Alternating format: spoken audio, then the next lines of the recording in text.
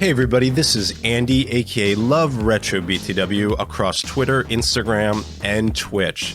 I do a podcast every Saturday called Cafe BTW, a morning gaming podcast, a retrospective look at the wonderful world of retro gaming, from interviews to guests. Join us every Saturday, like a Saturday morning cartoon, starting at 8 a.m., 11 a.m. Eastern.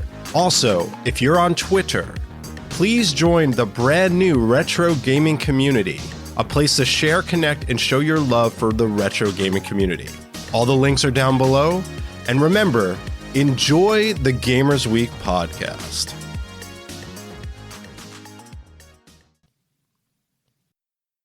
This time on Gamers Week podcast. I remember playing Leisure Suit Larry on my dad's Tandy computer, and I wasn't supposed to touch that game. And why ever not? Well, so now that you said that it's not like a Dr. Seuss game, all I keep thinking about is that they should make a raunchy Dr. Seuss game now. Oh. Like, do you like green legs and Fanny? I might keep workshopping that. I would not, could not in a bar. I could, I would. We're going to cut that one out. Yeah, we are.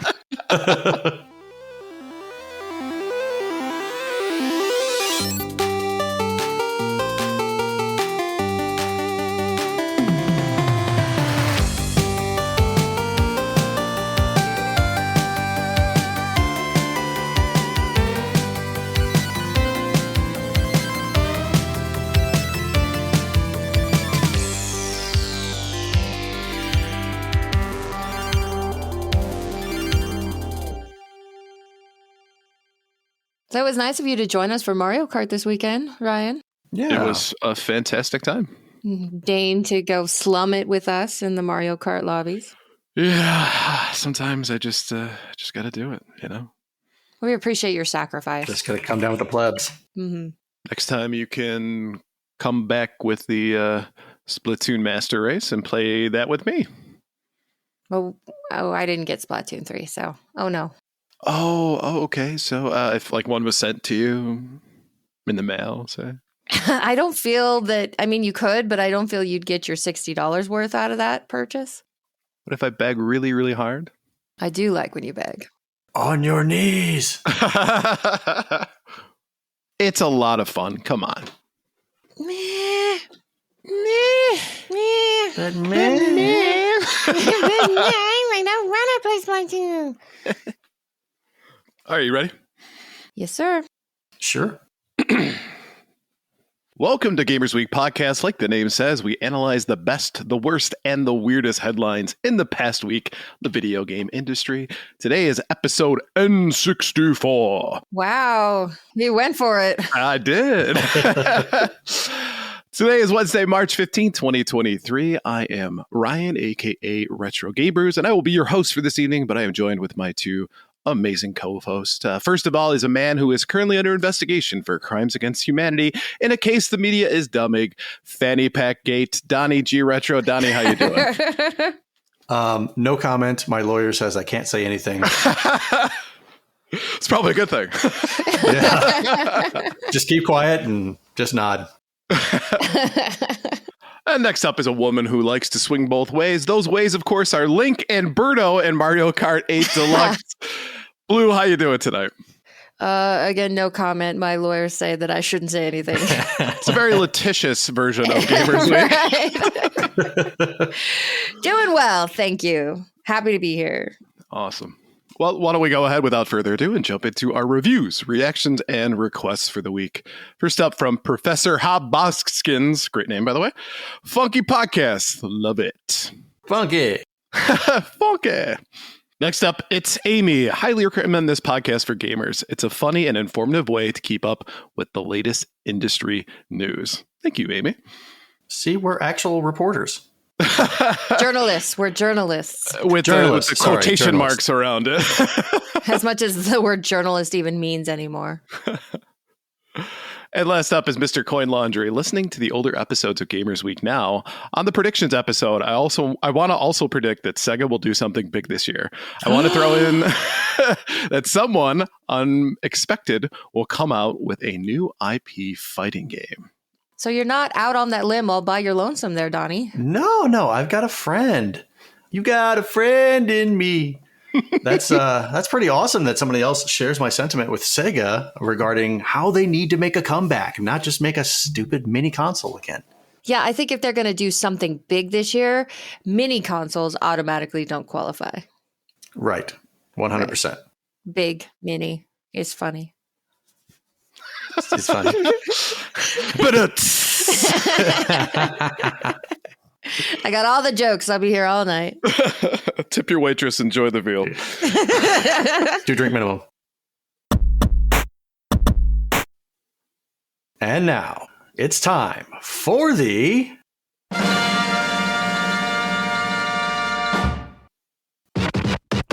Yiggity, yiggity, yo, yo, yo. This is D to the R to the G. Say, listen to the Gamers Week podcast on the very important poll, yo. Let's take it back to Yo MTV Raps. Right. I love it. Every Monday on Twitter, we post our VIP, our very important poll. If you'd like to participate, follow us on Twitter at GamersWeekPC. Now, this week's question was in honor of St. Patrick's Day, or St. Patty's Day. What is your favorite bar/tavern in video games? Davey's about to kill you. I know. He's going to come through my headphones and squish my head. Bringing up the rear this week in third place, the Rocket Bar from Space Quest at 8.8%. Squace Pest. Squace Pest.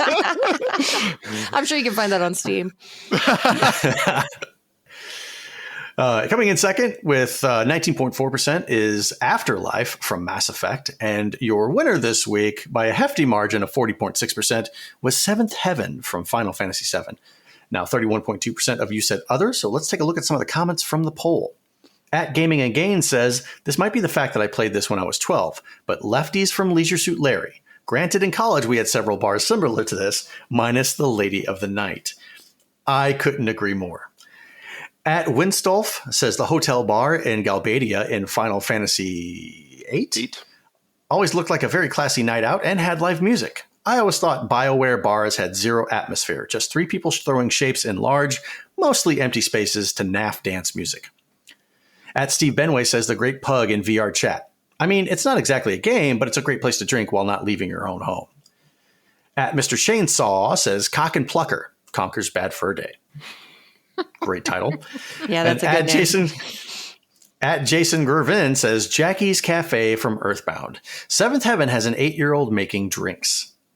So they're all like high C and Sunny Delight. Ecto Cooler. Yep. So with this week's question, Ryan, what was your choice of bar? So I'm actually going to go with the consensus here from the poll and pick Seventh Heaven from Final Fantasy VII for a few different reasons. Right. For a few different reasons. So for one, 8-year-old making drinks. She makes a mean Manhattan. So good for Marlene. Secondly, that seems not good. Secondly, at one point they say that the drinks at the Seventh Heaven are the best in Midgar. So naturally, either all the bars suck in Midgar or, they're really good. And then the third one is that there is a pinball machine that, depending on how you play it, takes you down to a sweet man cave. I don't know of any other bar that does that. So, yeah, Seventh Heaven gets my vote.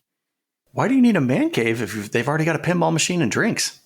Well, it's like an extended. Question. It's extended, man. It's if you just want to relax and chill out and watch newscasts about Avalanche or something. I don't know. And put your hand down your pants so nobody else has to be uncomfortable. I think I would do that. The Al Bundy way. I'm going to do that anyway, so I don't care. Blue, what about you? What was your choice of bar / tavern? Well, it's a little embarrassing, but this question made me realize that I don't think I've played very many games with bars / taverns in them. That really came to mind Like I've played some Final Fantasy VII. I played some Mass Effect, some Witcher, but I can't say that I've ever like really been embedded in a game and gotten attached to a bar in a game. So I had to dig real deep for this one. And I've used this game in a poll answer before, but I'm going to go back to Wing Commander on Super Nintendo. Nice. Okay. The main hub of that game is the bar in the ship. And the bar doesn't even have a name, but you know it's a bar because the guy standing behind the bar top, his handle is Shot Glass. So if you want to go get the gossip on the ship, you got to go talk to Shot Glass. Nice. And then you can also sit and have drinks with some of the other characters in the game. And that's where you get a little bit of the backstory and a little bit of the plot that happens. And the dialogue changes, of course, based on how the missions go. Like if one of your comrades gets shot down, then like people will talk about it in the bar, how much, they miss this person. So right. It's that's depressing. I know, but I mean, there's also good stuff. If you happen to get promoted, they'll congratulate you on your promotion. So for a Super Nintendo game, I thought it was pretty cool. Do you get to talk to Mark Hamill while you're there? No, Mark Hamill was not there. He's not in that one, I don't think. Boo! You were going to be waiting around a long time for Mark Hamill to show up. Right. So what about you, Donnie? I'm more along the lines of your way of thinking, Blue. Like I really wasn't attached to any type of bar in a video game per se. However, saying that, there were only two bars that I immediately thought of. I didn't even think of Seventh Heaven from Final Fantasy VII. I didn't really even recall that one. The two that instantly came to mind were the ones that Gaming and Gains mentioned, which was Lefties from Leisure Suit Larry. I think that was the very first, aside from Tappers, the actual video game called Tapper. Aside from that one, the bar that instantly comes to mind is Lefties. I remember playing Leisure Suit Larry on my dad's Tandy computer, and I wasn't supposed to touch that game. And why ever not? Well, it wasn't exactly a Dr. Seuss type setting. You've got you got to go in there, you got to find the rose, you got to get the condoms, you got to find the ring, the diamond ring, and all that stuff. And you got to use this vulgar language that I was like, as a kid, I'm like, oh, this is great. I can say have sex with women, and it does it. It does the thing. And I'm just like, oh my God, this is so cool. I'm an adult now. It's very sleazy now that I think about it. And I didn't think about that way as a kid. I just thought it was, it was sex. So it was cool. The other bar that came to mind was the Jagged Nails Club from Shadowrun on the Super Nintendo. Oh, yeah. I remember waiting in line to see, I think you had to have some sort of ticket to be able to get into the Jagged Nails Club to see Kitsune perform. And so you progress through the game, you go up to this bar, you couldn't get in. They said you needed a ticket. But as soon as you did get in, it was pretty expansive for the Super Nintendo for this particular setting. And you got to see Kitsune do her dance and sing and yada, yada, yada. It's got this loud music playing. And I'm just like, all right, this is what a bar should be like. Okay, where's my drink? And of course, you don't get to drink, you don't get to imbibe in that particular game. But I just thought it looked cool. And it's from one of my favorite games ever, which is Shadowrun. So now that you said that it's not like a Dr. Seuss game, all I keep thinking about is that they should make a raunchy Dr. Seuss game now. Oh. Like, do you like green legs and Fanny? I might keep workshopping that. I would not, could not in a bar. I could, I would. We're going to cut that one out. Yeah, we are. We appreciate it, though. Thank you. I'd say keep it in. That's what she said. Hello. All right, so why don't we go ahead and shout out our patrons for the week. We couldn't do what we do without the help of our gorgeous patrons. Here are the generous folks supporting Gamers Week on Patreon, and we have 2 new patrons to announce. A big thank you and welcome to Retro Blast Pat and Orgasmo 3000. They'll be joining Great Siaman 81, B&T Zilla Guy, Geek With That, Johnny Boombots, Crunchy Kong, Sheriff Snacks, Frank Grande, Love Retro BTW, Steven Sand, Ramboski, Terry Kinnair, Ducks in Disguise, Jim and Colleen, Games with Coffee, Hybrid Divide, You Fall Before Me, Davey PGH, The Red Ox PDX family, including Shannon and Luke, Zach, huge thanks. Number 1, Blue Stick Voice Fan, Random Retro Dude, Princess Kitty Mew Mew, Rai Rai's Secret Best Friend, Mega Retro Man, Gamma Troid, Emo-esque, Bill Tucker, The Real Retro Game Brews, Fruitcake's number 1 Stan, Ducks with Thick Thighs, The Wizard of Zardoz, and Bobson Dugnut. If you like what you hear today, and we really hope you do, please consider joining us on Patreon. Your support helps cover the cost of producing the show, as well as other cool stuff we'll be doing like prizes and giveaways. You'll also gain access to our weekly patron-only bonus cast called Gamers Week Uncut, Patrons with Benefits. Visit patreon.com/gamersweek or follow the link in the show notes to learn more.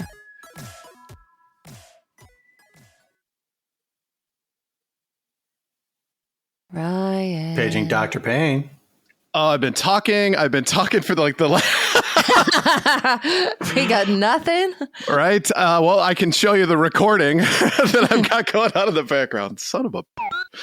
All right, so why don't we go ahead and take a look at our headlines for the week. Our headline segment is proudly sponsored by the Retro Game Club podcast. It's a fantastic, family-friendly retro gaming podcast. In each episode, Rob and Hugh pick 2 games to play and discuss, as well as news, interviews, and other topics. Currently, they're playing through POW and Pac-Mania. Visit them at retrogameclub.net or follow the link in the show notes. Pac-Mania, is that the weird platformer Pac-Man? I actually don't know. I think Pac-Mania was actually on Atari, if I remember right. Was it? Yeah, it's not a platformer. It's like an isometric view where it's still maze. Oh, that one. Mm-hmm. Yeah. What one am I thinking of? It's on the Super Nintendo. It's like Pac-Man Land or something like that. But yeah. And it's god awful. It's like platforming and point and click, and it's super confusing. Mm-hmm. It's probably one of the worst games I've ever played, and poor Pac-Man has to live with that legacy. Right. Yeah, they were trying to take Pac-Man out of his element and put him into something like Super Mario Brothers, and it's like, nope, does not work. So compared to that, Pac-Man-y is probably amazing. Amazing. Absolutely amazing. On the pantheon of Pac-Man games, it's much higher. Right. Right. All right, first up from Nerdvania, The Last of Us, GoldenEye 007, Wii Sports among 2023 Video Game Hall of Fame finalists. The Strong Museum in Rochester, New York today announced its dozen 2023 World Video Game Hall of Fame finalists for induction this year. Age of Empires, Angry Birds, Barbie Fashion Designer, Call of Duty 4 Modern Warfare, Computer Space, FIFA International Soccer, GoldenEye 007, The Last of Us, NBA 2K, Quake, Wii Sports, and Wizardry. The 2022 inductees were Mrs. Pac-Man, Dance Dance Revolution, The Legend of Zelda, Ocarina of Time, and Sid Meier's Civilization. It's always difficult to narrow the World Video Game Hall of Fame nominations down to just 12 finalists because there are so many games that have had an enormous influence on popular culture or the video game industry itself. This year's finalists are some heavy hitters, said John Paul C. Dyson, director of the Strong's International Center for the History of Electronic Games. Angry Birds turned millions of smartphone users into gamers. FIFA International Soccer is a worldwide bestseller with every yearly update. Computer Space was the very first arcade machine, so its importance in history can't be overstated. And then there's a brilliant game like The Last of Us, which has become a smash hit TV show for HBO. The World Video Game Hall of Fame received thousands of nominations for consideration for the 2023 class. The final inductees will be announced in a virtual ceremony by The Strong on Thursday, May 4th at 10:30 a.m. The World Video Game Hall of Fame recognizes electronic games that meet the following criteria: icon status, the game is widely recognized and remembered; longevity, the game is more than a passing fad and has enjoyed popularity over time; geographical reach, the game meets the above criteria across international boundaries; and influence, the game has exerted significant influence on the design and development of other games, on other forms of entertainment, or on popular culture and society in general. And I have questions about Barbie Fashion Designer. Well, apparently it reaches across international borders and is an icon. I guess. I mean, I guess. I've never heard of this game. Exactly, and neither have I. Yeah, trying to pretend like you don't know this game well, like you haven't played hours. If you look at my Steam thing, it says amount of hours played is like 8,000. I was going to make that exact same joke. Show us the Steam library. We demand to see it. Right. Every single game on this list I have heard of, except for Barbie Fashion Designer. Mm-hmm. So Yeah, I got nothing. weird. I'm going to see if I can find some sales on it. I'm not. And then Wizardry, that was an interesting choice. Because that was I think Wizardry was on the Nintendo, the NES, if I'm not mistaken. Yeah, well, I think that's Wizardry 5. So Wizardry, though, is one of like the first ever RPGs. I think Wizardry would be an excellent choice for it just because of the history behind it. Agreed. I mean, if you think about it, it's also what influenced Dragon Quest and eventually influenced Final Fantasy. So just thinking about the impact that it's had is huge. So you guys are ready to have your minds blown about Barbie fashion designer? I'm ready. Hit me. Okay, Barbie My fashion body's ready. designer is a dress-up computer game published by Mattel Media for Microsoft Windows and Mac OS in 1996. After its success, many other girl games would be made, leading to the girls' games movement. It was the 9th best-selling PC game of 1996, outselling Quake and Doom. No kidding. Holy crap. So, yeah. And then we got great titles like the Olsen twins on Game Boy. Right. Their shopping extravaganza on, I think, PS1. Yep. Yeah, so I'm not so sure its progeny is all that much to be proud of, but if it's outselling Quake and Doom, you do have to give it some respect, I think. For sure. Yeah, I agree. Reluctantly, he agrees. Very reluctantly. Yeah. I mean, I guess it doesn't have to it doesn't have to hit the nail on the head with every single category, right? For the most part, not widely popular, at least for most of the people who weren't into those games, but to a certain sect of people, yes, they were, or yes, it was. So of these nominees, anybody want to make some predictions? What will get inducted? I'm going to go with GoldenEye 007. I think we'll get inducted. Computer Space, I think, will be inducted. And I'm going to go with The Last of Us as well. Solid guesses. Mm-hmm. What do you think, Donnie? Well, it looks like... So do they only take 4? I think it just depends on the year. It's I don't know if it's just 4. Then I don't think... This is kind of tough. Because like I said, Angry Birds really turned a bunch of people into... gamers, quote unquote, with their mobile phones, but Candy Crush did too. And I don't remember which one came out first, if it was Angry Birds or Candy Crush. At least Angry Birds is an actual game. Yeah, you're not wrong. I would agree. Candy Crush seems almost like a slot machine as opposed to Angry Birds. So I'm going with Angry Birds, Call of Duty 4, Modern Warfare, and Wii Sports. Solid. Blue, what about you? I think I would go Angry Birds, GoldenEye, and man, it's tough. Mm-hmm. It's tough. It is. I would count out The Last of Us, except for the fact that the world is just so goddamn nutter butters over that IP. That was my thought process. Well, they were nutter butters for the games too. The games themselves were, blockbuster hits. Yeah, they just keep remaking it every couple of years, and people keep buying it. Right. It's the Grand Theft Auto of the new IPs. Right. Okay. So, okay, I'm going to say Angry Birds. I'm going to say GoldenEye, and just to be different, I'm going to go Age of Empires. I like the different. Okay. Mm-hmm. Yeah, that's a decent variety. Yeah, in a couple months here, we'll revisit this topic, see which of us were closest. And I'm looking forward to being wrong like I always am. Well, I hope not, because we both said GoldenEye. So Right. I hope you get at least one right. Well, and think about with GoldenEye, how popular it was, how popular it still continues to be. And now that it's getting a remake or / remaster, and it's going to get a lot more people engaged with the game and not having to play on the horrible N64 controller. I think according to Zach Huge Things, he said it still plays like it's on an N64 controller. Oh, it does? Okay. I imagine so. They didn't change anything, so it's just a straight port. Well, but didn't Xbox come out with like an advanced version of it though? But you couldn't play it online though. Right. Yeah. Right. Yeah. They remade it. They had the stupid decision not to be able to play it online. Mm-hmm. They forced you to have friends over. Like, least fun part of this game, please. Yeah, right. All right, next up from Games Rant, the new Silent Hill movie reboot synopsis hints at changes to the video game. Konami and director Christoph Gans have released new updates on the upcoming Silent Hill movie reboot, Return to Silent Hill, including plot details, casting news, and a hint of entirely new monsters. According to Deadline, the premise for Return to Silent Hill embeds itself firmly in the mythos of the game and films.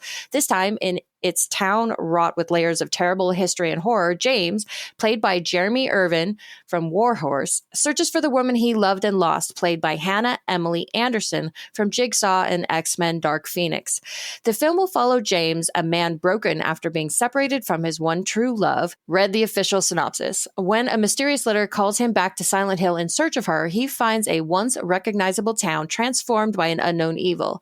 As James descends deeper into the darkness, he encounters terrifying figures, both familiar and new, and begins to question his own sanity as he struggles to make sense of reality and hold on long enough to save his lost love. The premise emphasizes the underground journey of the hero and heroine consistent throughout the franchise, which often offers up great monsters and threats, including the terrifying mutant nurses and the sword-wielding Pyramid Head. However, producer Victor Hadida has promised a whole new set of creature designs in the new sequel and greater creative expansion on the game's existing baddies. Christoph and I have been working closely with our partners at Konami as they update the video game to also create a version of Silent Hill for the theatrical audiences of today, Hadida said. You will still find the iconic monsters, but there will also be new designs. We are confident that this new film and Konami's updated game together will propel the franchise forward for years to come. I have mixed feelings about this. I can imagine. What are your feelings? For a game this old, came out in 2001, so over 20 years old, the monsters are familiar. The monsters are they're iconic, but they're also kind of blah at this point. Like you've seen them, you know what to expect. And by adding additional monsters into the game, then they can kind of freshen it up and make sure that the playthrough stays scary, even for people who are extremely familiar with the original game. The part I'm not sure about necessarily is reworking the plot, because it seems like they're trying to do the same thing essentially. The main character is still called James. He's still searching for this woman that he loved, only now she's not his wife, she's just his lost love. Why would they make that change? Why would they make that distinction? I'm not sure. It kind of makes me wonder what other things they're going to change just because it sounds good to them, versus it's a change that actually has a purpose and will result in a better experience overall. It's like, we just feel like doing it this way, so we're going to do it this way. Right. Because it makes it so much scarier when Hannah Emily Anderson is just a booty call instead of his wife, right? Right, exactly. Because then you really feel the connection. You feel James's guilt over watching his wife dying in front of his eyes and being helpless, and then all the other guilt that he wrestles with according to that, which puts so much emotion into the original game. But now it's just like, oh, I'm just looking for this girlfriend I had. Oh, she got killed. Well, I'm out of here. Yeah. See you later. I'll hop on Tinder. Excuse me, Pyramid Head. I need to right swipe. It's like, nope, he's carrying a sword. He's got a great body, though. Nope, can't do that. Swipe. Can I just say that there is a large fan base out there that has a kink for Pyramid Head? Oh, yeah, totally. Oh, of course. Probably the same fan base that has the same kink for the nurses. That's fair. That's fair. But I don't get that one. Maybe it's just me. But You don't get the nurses? no, the Pyramid Head piece. You get to the it. nurses then. See? I'm just saying your orientation probably has a little bit of an explanation why you don't get the Pyramid Head one. That is fair. But a guy who's wearing a big pyramid helmet, carrying around a sword, yes, he's definitely in shape. But I guess I just don't get it. Maybe it's the prude in me that just doesn't understand. I'm probably one of the few people in existence that actually liked the original Silent Hill movie. I thought it was pretty good. I thought the CGI was fairly light, but it helped the movie itself. I don't really understand why you want to put different monsters in like it, and now you're going to build a game off of that. I think they're recognizing that they're going to face the same problem a little bit the Resident Evil 4 remake is facing. Right. Because I played the Chainsaw demo this past weekend, and because I'm so familiar with the first game, I said a lot of the jump scares I knew that they were there. Like, Right. I know that there's bear traps hidden around here that I have to watch out for. I know that in this cabin, there's a guy who's going to jump out and try to scare me. I know that the chainsaw man is going to come at this point in the game. It was almost like a casual trip down memory lane versus the terrifying experience that it's supposed to be. So I'm sure that they are recognizing that and trying to help mitigate that, hopefully, for the Silent Hill 2 remake. You know, I felt the same way when I did the Final Fantasy VII remake demo. Played that one. I was like, oh yeah, I know that. I know what's coming up next. And when I heard people were struggling with it, it was like, why? I was like, I had this on the hardest difficulty. I don't understand why people aren't getting this. But yeah, I think you're right. I think the other part is that this is too is who is the audience for this, right? Who are they trying to attract to this? Specifically the movie, not necessarily the game, but the movie. They're trying to bring in a broader audience to it. So what I think they're trying to do is compromise, right?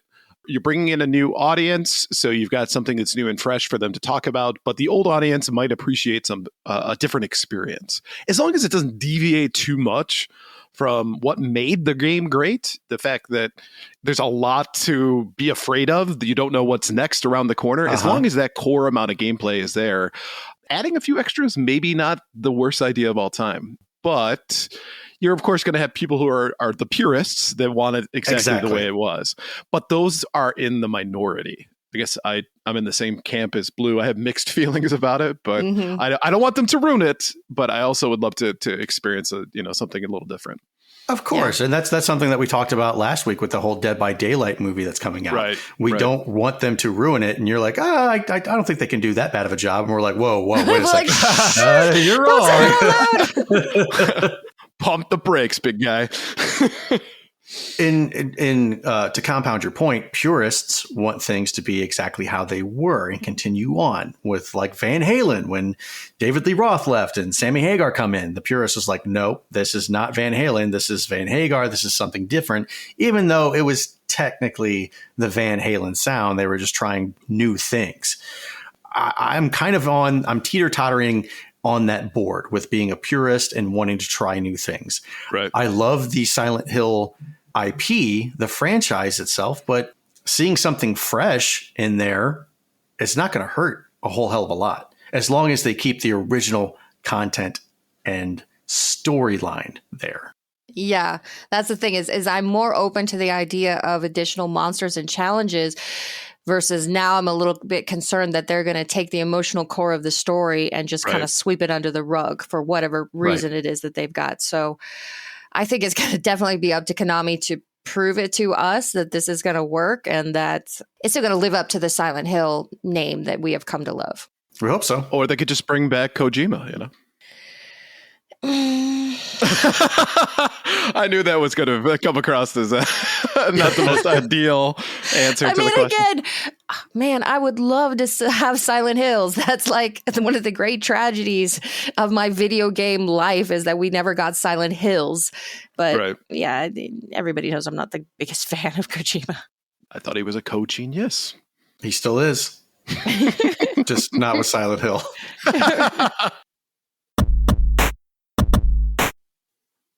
All right, next up from Games Radar, Resident Evil 4 Remake demo sparks huge debate over player signposting. Last week saw a brand new Resident Evil 4 Remake demo go live on all platforms, meaning fans have finally got the chance to try the opening minutes of the game, as well as uncovering a few Resident Evil 4 demo secrets. The opening section includes an action-packed village segment with the chainsaw-wielding warrior, and found in this section are plenty of wooden boxes with yellow markings. These boxes can be broken by Leon S. Kennedy to uncover ammo or health items. An unintended side effect of the wooden boxes is that it set Games Twitter into a frenzy, with thousands of users debating over the past weekend if the boxes are actually good game design or not. The yellow obviously makes the boxes stand out to the player, indicating that there's something different about them. Once the player learns they can smash the boxes by interacting with them, Capcom's developers have effectively succeeded in their goal of getting the player to notice the yellow boxes wherever they go in Resident Evil 4 Remake. However, Others think that bringing up a temporary button prompt to smash the boxes is far better than giving players a dedicated vision mode to discern interactable items. The Witcher 3 employs this trick for Gerald's special Witcher vision, allowing him to see objects highlight in red that he can interact with for new information. Resident Evil 4 Remake finally launches next week on March 24th. Be warned, though, copies of the game have already launched ahead of schedule, meaning spoilers and other unknown details will already be making their way around the internet. So you mean Games Twitter is acting up and freaking out over something? No, nonsense. I don't believe it. I'm going to pull my old gamer card on this one. Okay. How many times have you played a Nintendo game or a Super Nintendo game where the wall was different? So you immediately knew, like every Zelda game, like, oh, I got to bomb this. Yep. Right. I knew it, right? That didn't ruin my gaming experience, but I guess I could see how some people want that to be a little less obvious. And maybe that means that you can feel good that you discovered something that not everybody got a chance to. They may have passed over, but I'm just so used to game developers going, hey, do this. This is the thing that's going to get you. Oh, wait. You discovered the secret that was apparently obvious to you. Well, in the original game, they're already super light colored, almost white. So they already stand out like beacons against the drab brown of the village. They're really not hard to find as it is. So what if they went ahead and just put a little yellow X and like spray paint over them? That didn't really matter much to me. And even in the original game, once you break it open, if there's an item in there, it glows. It literally glows. There's a big glowing light that comes up from the ground. So you don't walk over it. You see it and can pick it up. And the original game is freaking difficult enough as it is without people missing shotguns on the walls and stuff like that. Yeah, I wonder who would have done that when he streamed the game last night and just walked right past the shotgun that he could pick up. And everybody in chat was like, go back, go back, go back. What a noob. Right? It's like you never played this game before. But yeah, I don't think it's a big deal. In fact, I can't even think of a game off the top of my head where I thought the signposting was too much. I actually don't mind it because it cuts down on a lot of the unnecessary actions. Case in point with Link and these damn pots and trying to find out which one have the damn rupees in it. You know, I kind of get it because you want to extend the play time, the amount of time that somebody's in that universe, that world. But I got to tell you, if I'm looking at 50 pots, I don't want to sit there and pick every single one of them up and throw it. Exactly. If it's a mini game, sure, that's fine. But if it's part of the core gameplay mechanic, I'm going to get bored and I'm going to go away. Right. And especially if one of the items in those boxes is something that you absolutely need in order to succeed in a game, that becomes extremely annoying. That's one of the things I hate about just old school RPGs is that, oh, you got to corner yourself around every wall because there might be a hidden door somewhere that you got to find to get the ultimate weapon that you need in order to progress in the game.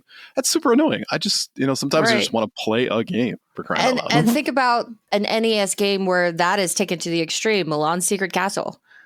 The only way to get through that game is to hit every single square in that grid of that level. You have to shoot every single one.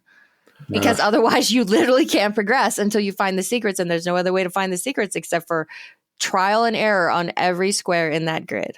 And the worst part about that is that if you don't do it quick enough, all of a sudden, if I remember right, lightning bolts start going across the... That's only if you're outside the castle. Oh, my bad. Okay. It doesn't allow you to linger outside the castle. But if you're inside, you just shoot that wand. Bring. So I think the moral of the story is that Games Twitter, Games Twitter, of course, overreacting as usual to something that's fairly mundane. One person gets mad, everybody else has to jump on it in order to be a part of the outrage, to come to find out that it's a nothing burger. Surprise. Yep. Games need to be easy to play. But we're going to argue about yellow signs on boxes? Here at Gamers Week, we like signposting. We don't mind the help. Not at all. All right, so why don't we take a look at our top 3 new releases for the week? Bayonetta Origins, Cereza and the Lost Demon, Switch. Long before this trainee of the dark arts would come to be called Bayonetta, she took a fateful journey into the forbidden Avalon Forest. Alongside her was Cheshire, her very first demon, possessing Cereza's stuffed toy. Play as both Cereza and Cheshire and search through the treacherous forest to look for the power to save Cereza's mother. Smartly balance Cereza's and Cheshire's individual strengths to solve puzzles and create safe passage through this enchanted world. The Dark Pictures Switchback VR. PS VR 2. Immerse yourself in this fast-paced roller coaster action horror shooter where every move you make could mean the difference between life and death. Experience the thrill of the most nightmarish VR roller coaster action shooter, enhanced by the innovative features of PlayStation VR 2 and set inside the sinister world of the Dark Pictures anthology. Come face to face with the most terrifying antagonists from Season 1 of the Dark Pictures anthology and feel the horror up close with the PlayStation VR 2's innovative capabilities. WWE 2K23. PS5, Xbox Series XS, PS4, Xbox One, and PC. WWE 2K23 is even stronger with expanded features. Hit the ring with a deep roster of WWE superstars and legends including Roman Reigns, American Nightmare Cody Rhodes, Ronda Rousey, Brock Lesnar, Stone Cold Steve Austin, and more. 2K Showcase returns as an interactive sports documentary focusing on the 20-year career of John Cena, and War Games is finally here. So based on these three choices this week, Blue, what are you picking? Not into wrestling games. I like the sound of the Dark Pictures Switchback, except for it's a shooter and except for it's in VR. So otherwise, I think it would be so cool to play it. It sounds like it's kind of like a boss rush of all the former Dark Pictures anthology bad guys. And I think that sounds like it would be really fun, if only for those two things. So that leaves me with Bayonetta Origins, Cereza and the Lost Demon. And I have heard that it's a cute game. It's got a lot of like Alice in Wonderland type feel to it, which I like. Obviously, you have to solve puzzles, which I like. I don't know. I'm kind of don't like it just from looking at it, but maybe that's just a bad first impression. I probably should try it to see for myself. So of the three this week, that's the one I would go with.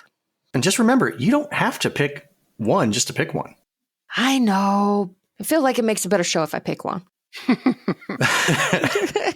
Well, then somebody comes back later and is like, oh my God, how could you pick this game? It sucks. It totally sucks. You've got horrible taste. Well, we usually pick the ones that review really terribly and end up being awful games. Choo Choo Charlie. Yep. Yeah, Choo Choo Charlie. Oh, I had such high hopes. Ryan, what about you? What's your pick for this week? So instantly I pre-ordered Bayonetta Origins, Cereza, and the Lost Demon because one of the podcast hosts here is doing the voice of Bayonetta. I don't know if you guys heard that. All right. So, Donnie, I'm here to support you, man. Thank you. Nice. I appreciate that. I lied, but I'm glad that you read this as well, because the first time I went through, I read it as Cerveza, not Cereza. Cerveza. It's Yes. a whole different game. I will say with WWE 2K23, I think it was a really bold choice for them not to put anybody on the front cover. I see what you did there. Yeah, That's a deep meme. That's a deep meme. But if I had to pick one, unfortunately, I don't have a PSVR 2, so obviously I couldn't play this, but I think that Dark Pictures Switchback VR looks the most interesting. It looks like it's all jump scares, which is super dangerous in a VR game, so I'm all for it. Exactly. In fact, I'm just looking forward to them just posting videos on Twitter, TikTok, Instagram, whatever. Of just jump scares. Yeah, grandma just going, I want my inheritance early. I'm going to have grandma play it. Grandma, we're going to take out a life insurance policy in your name. Just put me as 100% beneficiary. Thank you. But I'm not going to do what Blue did. I'm not going to pick one of these. None of these are jumping out of me as something I need to pick up day one. So I'm making the show worse just for you. Right. You're taking the Buddhist route and you're removing yourself from the equation. Exactly. Gotcha. It's the Rush, like, those who do not choose are still make a choice. I don't think he sounded like Mrs. Doubtfire? Yeah. I don't know. That guy does have quite a high pitch. It's all run by fruiting. What about you, Donnie? What did you pick? Bayonetta Origins is not my cup of tea. I'm not into the Bayonetta series at all. And even though you do the voice. Even though I do the voice, I'm a hired hand. It doesn't mean I have to love the project that I'm working on. Donnie already got his paycheck. Yep. WWE 2K3, I haven't played a wrestling game in quite some time, and I used to love them.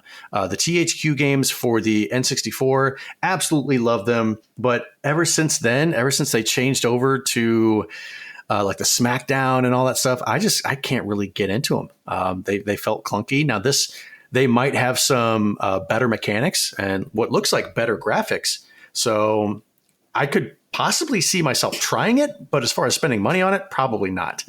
The Dark Pictures Switchback VR, again, like you, Ryan, I don't have a PSVR 2, but looking at this gameplay, I'm just like, okay, I would probably crap myself a million times over playing this. And the fact that I actually have to use my entire body to play it, I think my whole body would be shaking. Like if you had me record the gameplay, the guy holding the guns, you could see a constant shake on both of the guns because I would be shaking so badly.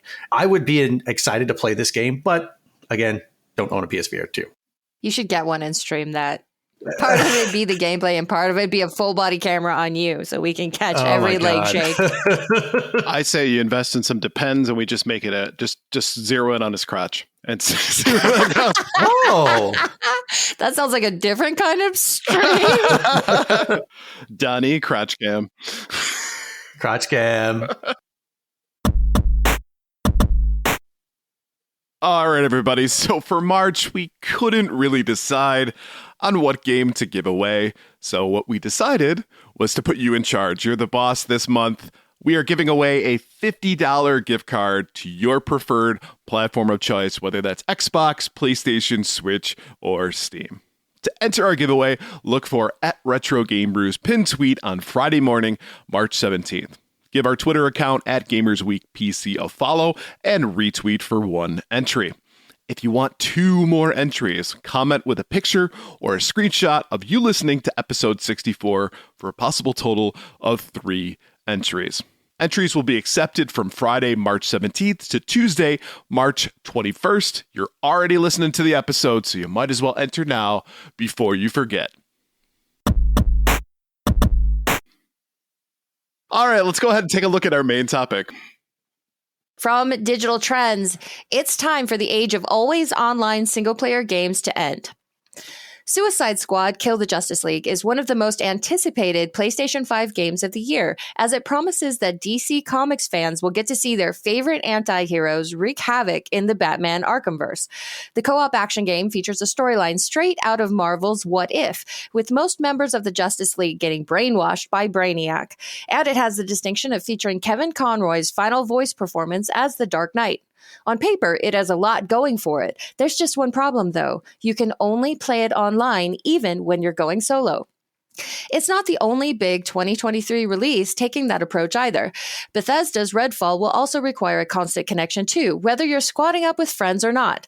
It's one thing to design multiplayer co-op games to be connected online at all times so that people can play with each other. You can't have a massively multiplayer online game without the online part. But it's another thing to lock single-player console games behind that requirement. It's a practice that's only become more complicated over time, creating unnecessary access and preservation issues, and players may be at their breaking point in 2023. You're on mute again, Ryan. Motherfucker! I had a really funny flub too, though, so you guys missed it. Darn it. It's like Suicide Squad. Suicide Squad. Suicide Squad, Kill the Justice League, and Redfall are not the first games to be always online, and they likely won't be the last. Even in a single-player game, persistent authentication allows companies to combat copyright infringement, which is a reasonable enough concern. As far as cheating is concerned, game developers have explained that they often use the tech so that the save files aren't hacked or edited. Gran Turismo creator Kazunori Tamauchi explained last year that save files in Gran Turismo 7 are stored in the Polyphony digital server to protect them from corruption, forcing players to connect to the internet in order to progress through the game in offline modes. The impulse makes sense, but it presents a double-edged sword. On the player side, constant connection can lead to poor performance or significant frame rate drops, even when implemented with the best intentions. The anti-piracy tools that come with always online tech do not do much to prevent some players from buying games illegally anyways. When it comes to the always online debate, there are two key issues at play. One is a simple issue of access. Internet connection is not a consistent factor. Some people live in areas where the internet is as slow as molasses, while others may not be able to afford the kind of high-speed plan needed to run a game online well. Online-only games are part of a wider trend that sees modern gaming being tied to the internet more than ever. Take cloud gaming, for instance. The well-meaning tech posits that anyone with an internet connection can play high-end console games without an expensive device, but that's still not the case depending on where you live. Heavy reliance on internet connections disproportionately impacts rural areas in the US and puts those who can't afford high-speed internet at a disadvantage too. It makes sense for a multiplayer game that doesn't function without other players, but using the tech for games that can be played solo presents a frustrating roadblock for many. Even for gamers who do have access to reliable internet, the biggest issue with online-only single-player games is a preservation one. Once a game company decides to take down some game servers, that's it. The game becomes inaccessible for anyone to play, even by themselves. It's lost to time. Locking games behind online connectivity to prevent misdeeds may be well and good for studios, but it opens up a complicated list of issues. It's a short-sighted measure with long-term repercussions for video game history and our ability to preserve it.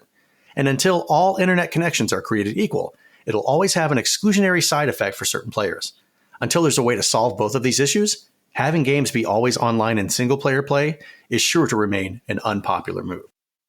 Thanks, we hate it. Yeah, exactly. The last point is what bothers me most about this, and because it's as somebody who feels as though they're connected in game preservation in some accord, being able to collect for games and play them later on. You know, we were just talking about the Wii U potentially bricking last time we were on the podcast, and the implications that would have in order when it comes to game preservation. But this is kind of designed into the game to create a situation where players won't be able to play it in the future. And you'll more than likely be relying on somebody creating some kind of hack that's going to let you do that. But that's a pain in the ass to be able to do that. You'll go to a store, go ahead and pick up one of these games and essentially have to do homework in order to get it to play. And that to me is it's asinine to set it up that way. Now, granted, the other part of this being connectivity is a big problem as well. But to me, I think the biggest sin is this idea that you won't be able to preserve these games in its original form. Yeah, I don't really get that per se, because the code should always be there. I mean, even in the digital age now, there should be no reason why games preservation can't exist.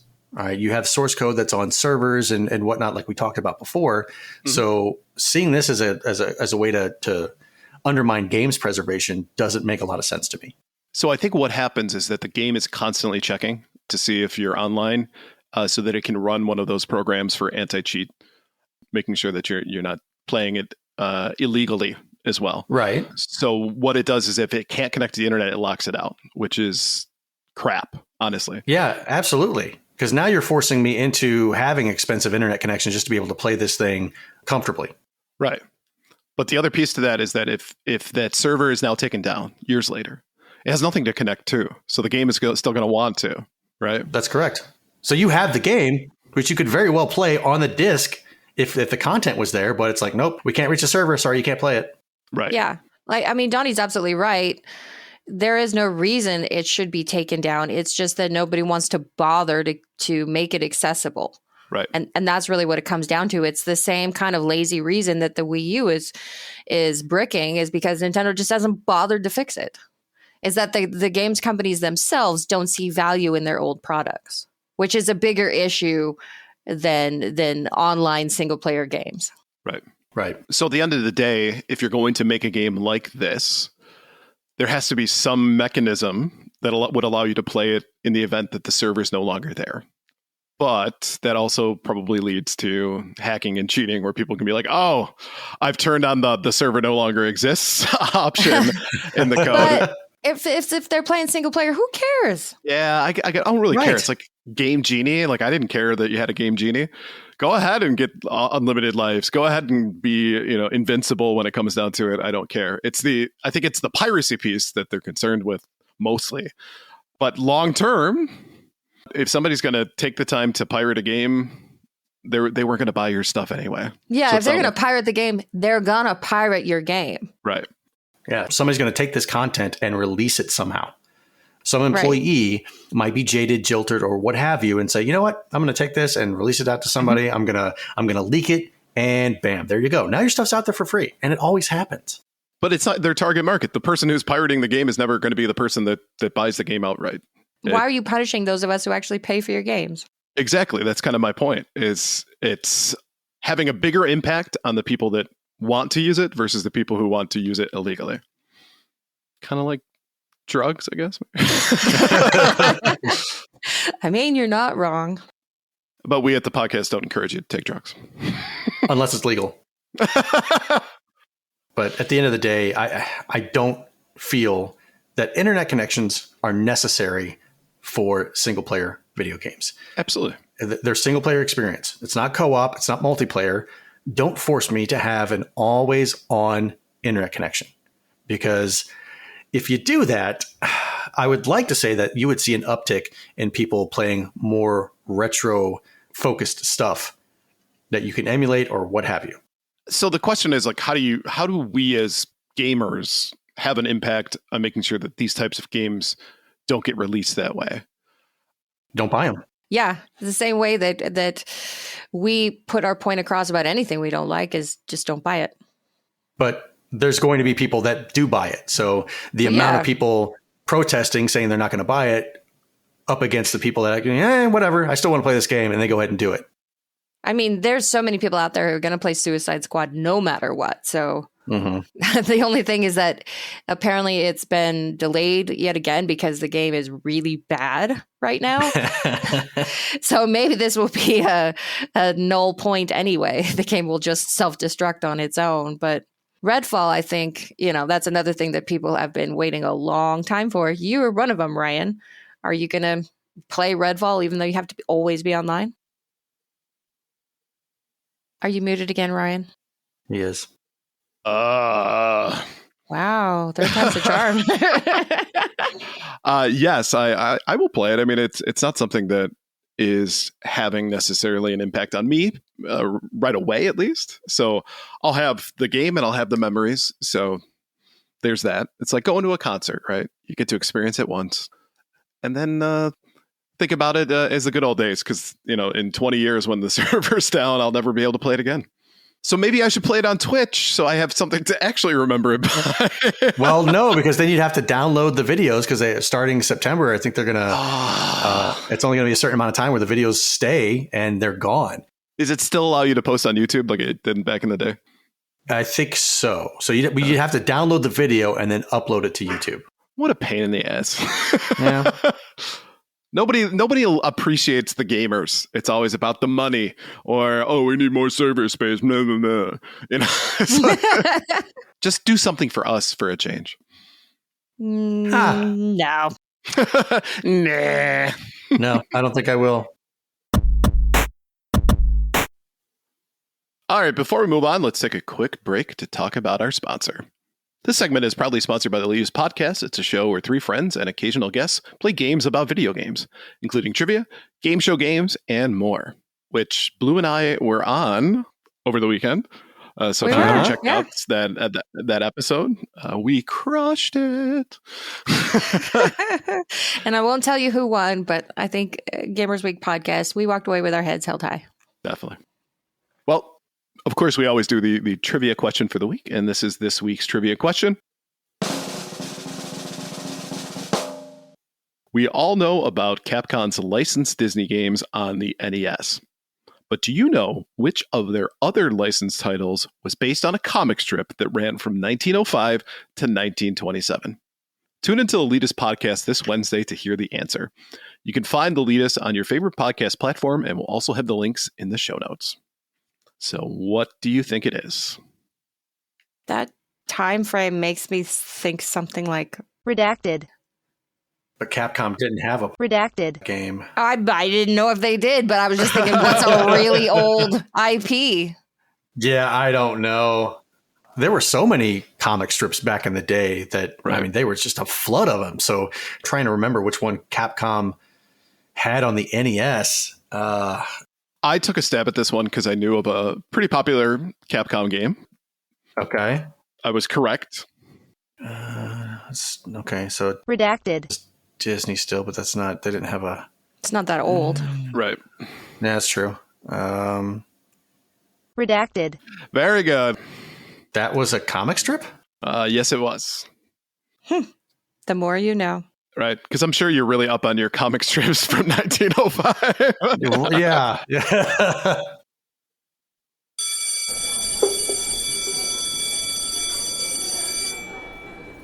All right, thank you for coming, students. Please take your seats. Welcome back to Professor Ryebread's Gaming History 101. And in today's lesson, this is the 64th time we have brought Gamers Week into your ear holes. So I thought it'd be fitting to discuss the only console that used 64 in its name. And I mean home console, not computer. The Commodore 64. Yeah, that's a computer in my bag. We'll be spending this week talking about the launch of the Nintendo 64. So it's 1993. The Super Nintendo has been out for 2 years in North America, 3 years in Japan. Nintendo is looking at its future as to what their next console will be. The release of the Atari Jaguar and the Panasonic 3DO is scheduled for later in the year. The Sega Saturn will launch next year. The Sega CD has been out for a little less than a year, and the Philips CDI has been out for 2 years, but less time if you think about it as how long it's been out as a dedicated console. And Nintendo is still working with 16-bit technology. So early in 1993, Nintendo released games like Star Fox and its Mode 7 graphics to produce faux 3D games to help stem off customers from jumping ship from the big N and going with another console with these new polygonal-looking games. Seeing that the writing was on the wall, Nintendo knows that its next console has to be able to compete both graphically and technologically with all of these old adversaries and new players in the market, including one that they would eventually inadvertently create themselves, Sony. Which, if you're interested in learning about the Nintendo PlayStation, I actually did a History 101 on that one a while back. So definitely check that one out. Go download the full library and find it out. From every device that you have in your house. Yes, please. Now enter into the mix Silicon Graphics, a company that up until this point had made CPU chips for commercial use where high-powered computing was needed. Seeing that the video games rebounded and were here to stay, the CEO sought to make a consumer market CPU that would be used in video game consoles and that would be powerful but would use a quarter of the wattage. Of course, with everything in the early 1990s, it turned out to be a rivalry between Sega and Nintendo. So Silicon Graphics approached Sega of America with their new chipset, which they were impressed with. However, they needed to get the approval of headquarters in Japan, who got a hold of the new chip, analyzed it, and saw some issues with the system. Seeing the writing on the wall again, Silicon Graphics decided to approach Nintendo as well. Now, according to the official Nintendo account, they claim that they were Silicon Graphics' top choice to partner with, but it might be one of those we'll never know, and does it really matter kind of moments? And nonetheless, Silicon Graphics fixed the issues uncovered by Sega, walked into Nintendo, and worked out a partnership that would go on by the code name of Project Reality. The partnership was announced in August of 1993, speculating that they would release games in the arcade in 1994 and the console in 1995. Now, Silicon Graphics started work on the new console by taking their Onyx supercomputer that would retail for almost $250,000, or about $500,000 today, and simplifying it down to what would be in every Project Reality console. Now, being that it was a video game console, a mouse and keyboard wouldn't work as an input device, so they had a program for a controller as well. Now, the controller took the basic parts of the Super Nintendo controller, which include the D-pad, the ABXY buttons, start and select, and shoulder buttons, and added an analog stick and a Z-trigger button to make it easier for players to move around in 3D environments. Now, details of the controller were considered extremely sensitive information and were protected at all costs.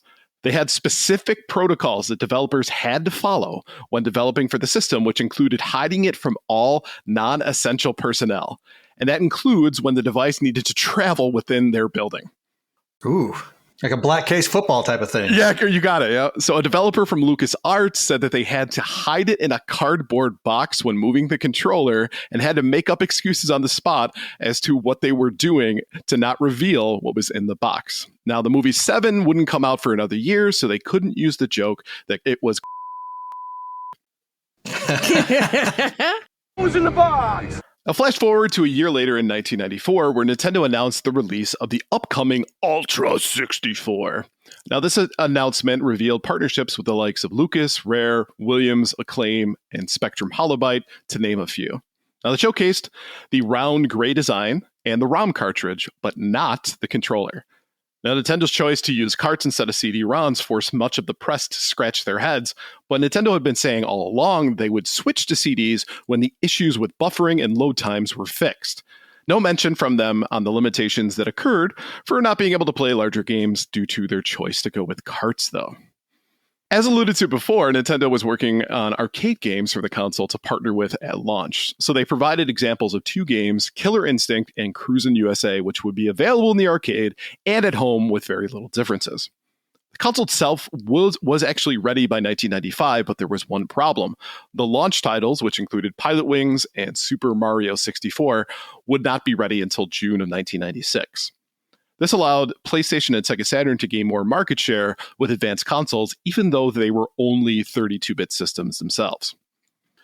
Now, the Ultra 64 became just the Nintendo 64, or N64, after it was discovered that Konami had a copyright claim to the name Ultra, ironically, for their Ultra Games company, that they created to get around Nintendo's draconian NES console rules. The irony is so thick you can taste it. Now, Nintendo's choice to go with carts instead of ROMs actually ended a few key partnerships with third-party developers, mostly Square and Enix, who jumped ship to develop for Sony's PlayStation, leaving the N64 library with a gaping hole of RPGs. System would go on to sell 30 or so million units, which is 20 million less than its predecessor, the Super Nintendo. Many have speculated as to why it didn't perform as well as the SNES, but it seems to be a combination of much smaller library of games, a lack of third-party developer support, increased competition, and some even posture that the controller turned people off.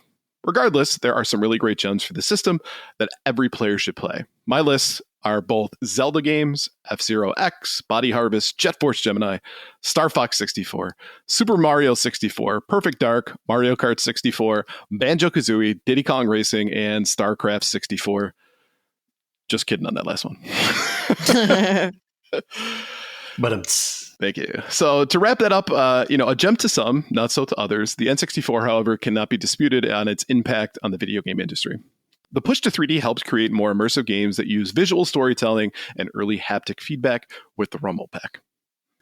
Thank you for attending today's Gaming History 101. And just a reminder, if you have ideas for a story you'd like to hear us, message us at gamersweekpodcast@gmail.com, and we might feature your suggestion. All right, that about does it for today. So thank you for listening to episode 64 of the Gamers Week podcast. And a big thank you to the Retro Game Club podcast, the Elitist podcast, and Love Retro BTW for sponsoring this episode. Don't forget to check out their links in the show notes. And if you want to connect with Gamers Week, follow us on Twitter at GamersWeekPC. Email us at gamersweekpodcast@gmail.com. Visit our merch store at gamers-week-podcast.creator-spring.com. Or if you want to do it the easy way, follow the link in the show notes. And of course, join us on Patreon at patreon.com/gamersweek. Finally, since you made it all the way to the end of the episode, please leave us a rating and a review to let us know how we did.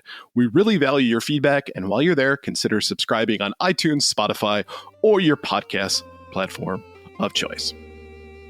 And I felt so dirty giving props to the N64. I know.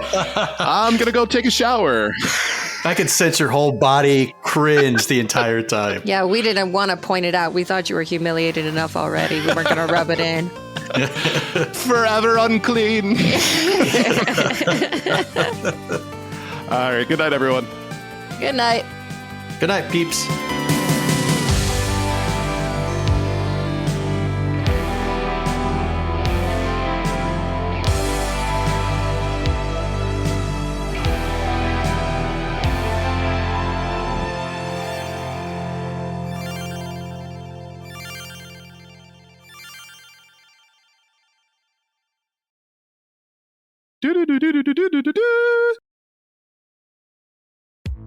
Welcome to Gamers Week Uncut. Welcome to Gamers Week Uncut. Welcome to Gamers Week Uncut, patrons with benefits. This is the unscripted, patron-only bonus cast with less editing and more dirty jokes. We don't know where the conversation will go, but we're sure it will be weird.